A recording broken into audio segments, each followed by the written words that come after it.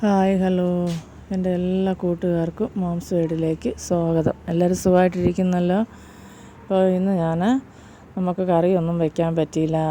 അപ്പോൾ പെട്ടെന്ന് നമുക്ക് ഇച്ചിരി ചോറ് കഴിക്കണം തോന്നുവാണെങ്കിലോ, അല്ലെങ്കിൽ പെട്ടെന്ന് ആരെങ്കിലും കയറി വരുമോ, ചോറ് മാത്രമേ ഉള്ളെങ്കിലോ, വലിയ ആൾക്കാരൊക്കെ ആണെങ്കിൽ നമുക്ക് പെട്ടെന്നൊരു അടിപൊളി ടേസ്റ്റിലൊരു റൈസ് ഉണ്ടാക്കി കൊടുക്കാം. അതിന് വേണ്ടത് എന്താണെന്ന്, അതെങ്ങനെയാണ് ചെയ്യുന്നതെന്നൊക്കെ ഞാനിപ്പോൾ കാണിച്ചു തരാം.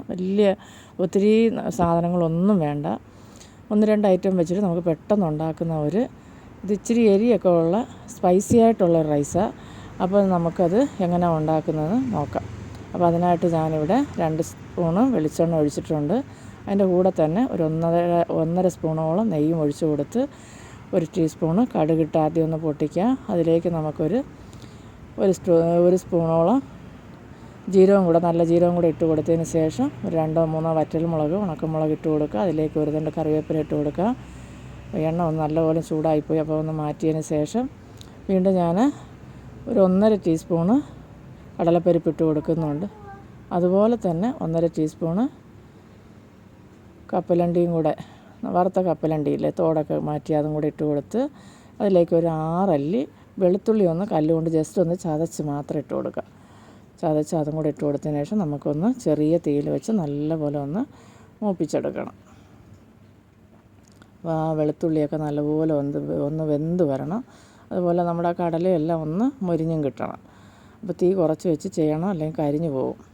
അപ്പോൾ ഇത് ഇച്ചിരി എരിയൊക്കെ ഉള്ളതാണ്. അപ്പോൾ കൊച്ചു പിള്ളേർക്ക് അതങ്ങ് കൊടുക്കാൻ നോക്കണ്ട. വലിയവർക്കൊക്കെ കഴിക്കാനൊക്കെ, തീരെ പൊടി പിള്ളേരൊക്കെ ഇല്ല, 5 വയസ്സൊക്കെ അങ്ങനെയുള്ളവർക്കൊന്നും കൊടുക്കണ്ട. വലിയവർക്കൊക്കെ ഇത് കഴിക്കാൻ ഇഷ്ടപ്പെടും. അപ്പോൾ വെളുത്തുള്ളിയൊക്കെ നല്ലപോലെ ഒന്ന് മൂത്ത് വരട്ടെ. അതുവരെ നമുക്ക് കൈവിടാതെ ഒന്ന് ഇളക്കി കൊടുക്കുക. അപ്പം കറി വയ്ക്കാൻ ഒന്നുമില്ല, അല്ലെങ്കിൽ കറി വെച്ചില്ല, അതുകൊണ്ട് നമുക്ക് വിശന്നിരിക്കണ്ട കേട്ടോ. അപ്പോൾ ഇങ്ങനെ ഒന്ന് ഉണ്ടാക്കി നോക്കിയിട്ട് നിങ്ങളുടെ അഭിപ്രായങ്ങളൊക്കെ ഒന്ന് പറയണേ. ഒരുപാട് നമുക്ക് അതിനുള്ള സാധനങ്ങളും ഒന്നും വേണ്ട. അപ്പോൾ ഇനി ഇതിലേക്ക് നമുക്ക് ആവശ്യത്തിന് വേണ്ടതെന്ന് പറഞ്ഞാൽ ഒരു 1.5 ടീസ്പൂണ് കാശ്മീരി മുളക് പൊടിയാണ്. അത് നമുക്ക് ഇട്ട് കൊടുത്ത് അതിലേക്ക് ഇനി നമുക്കൊരു 1/4 ടീസ്പൂണോളം കായപ്പൊടിയും കൂടെ ഇട്ട് കൊടുക്കണം. അപ്പോൾ ഇതൊന്ന് മൂത്ത് വരട്ടെ. തീ എല്ലാം വളരെ കുറച്ച് വെച്ച് വേണം ഈ സമയത്തൊക്കെ പൊടിയൊക്കെ ഇട്ട് കൊടുക്കാൻ. അതിലേക്ക് ഒരു 1/4 ടീസ്പൂണ് കായപ്പൊടിയും കൂടെ ഇട്ട് കൊടുത്ത് നമുക്ക് അതും കൂടെ ഒന്ന് ഇളക്കി യോജിപ്പിക്കാം. ഇതിൻ്റെ പച്ച മണമൊക്കെ ഒന്ന് മാറിക്കിട്ടണം. മുളക് പൊടിയുടെയും ആ കായത്തിൻ്റെ പച്ചക്കുത്തില്ല, അതൊന്ന് മാറിയാൽ നമുക്കിനി ഇതിലേക്ക് ഒന്ന് മൂത്ത് വരുമ്പോഴത്തേക്ക് നമുക്ക് ഇപ്പോൾ ആ മുളക് പൊടിയെല്ലാം ഒന്ന് ഇതായി വന്നിട്ടുണ്ട്. ഇനി നമുക്ക് ആവശ്യത്തിനുള്ള ചോറ് ഇതിലേക്ക് ഇട്ട് കൊടുക്കാം. അപ്പോൾ ഞാൻ ഇച്ചിരി ഏറെ എടുക്കുന്നുണ്ട്.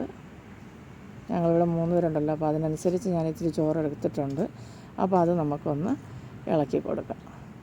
ഒത്തിരി എരി വേണമെന്നുള്ളവർ ഇച്ചിരി ചോറ് കുറച്ചിടുക, അല്ലെങ്കിൽ ഇച്ചിരി മുളക് പൊടിയൊക്കെ കൂട്ടിയിടുക, അങ്ങനെയൊക്കെ ചെയ്യുക. പോരാക്കൊക്കെ ആണെങ്കിൽ അതിനനുസരിച്ച് വേണം ചെയ്യാൻ. അപ്പോൾ ഞാൻ ഇച്ചിരി കുറച്ച് അത് ഭയങ്കര ചൂടൊക്കെ അല്ലേ, അപ്പോൾ അതുകൊണ്ട് ഇച്ചിരി മുളക് പൊടിയൊക്കെ കുറച്ചിട്ടാണ് ചെയ്യുന്നത്. ഒരുപാട് ഇട്ട് ചെയ്താൽ ചിലപ്പോൾ ഇതിൽ പറ്റത്തില്ല.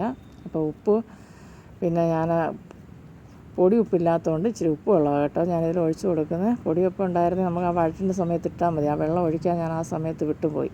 അപ്പോൾ ഇനി നമുക്ക് നല്ലപോലെ ഒന്ന് ഇളക്കി യോജിപ്പിച്ച് എടുക്കാം. അപ്പോൾ ഈ മുളക് പൊടിയുടെയും ഈ എണ്ണയുടെ എല്ലാം ആ മയം നല്ലപോലെ ഒന്ന് ഇതെല്ലാം ഒന്ന് പറ്റി വരണം. ഇത്രയേ ഉള്ളൂ. അപ്പോൾ നമ്മുടെ അടിപൊളിയായിട്ടുള്ള സ്പൈസി ആയിട്ടുള്ള റൈസ് ഇവിടെ റെഡി ആയിട്ടുണ്ട്. അപ്പോൾ ഇതിനൊരു അച്ചാർ മാത്രം, അച്ചാറില്ലേലും കുഴപ്പമില്ല, പക്ഷേ ഞാനിപ്പോൾ ഒരു കഷ്ണം നാരങ്ങയും കൂടെ എടുത്തിട്ടുണ്ട്. അപ്പോൾ എല്ലാവരും ഇതൊന്ന് ഉണ്ടാക്കി നോക്കണേ. എന്നിട്ട് നിങ്ങളുടെ അഭിപ്രായങ്ങളൊക്കെ പറയുകയും നിങ്ങളുടെ കൂട്ടുകാർക്കെല്ലാം ഇതൊന്ന് ഷെയർ ചെയ്ത് കൊടുക്കുകയും വേണം. അതുപോലെ എൻ്റെ ചാനൽ സബ്സ്ക്രൈബ് ചെയ്യാതെ കാണുന്ന ആരെങ്കിലും ഉണ്ടെങ്കിൽ സബ്സ്ക്രൈബ് ചെയ്യുവാൻ മറന്നു പോവല്ലേ. അപ്പോൾ എല്ലാവർക്കും അടുത്ത വീഡിയോയിൽ കാണുന്നത് വരെയും ബായ്.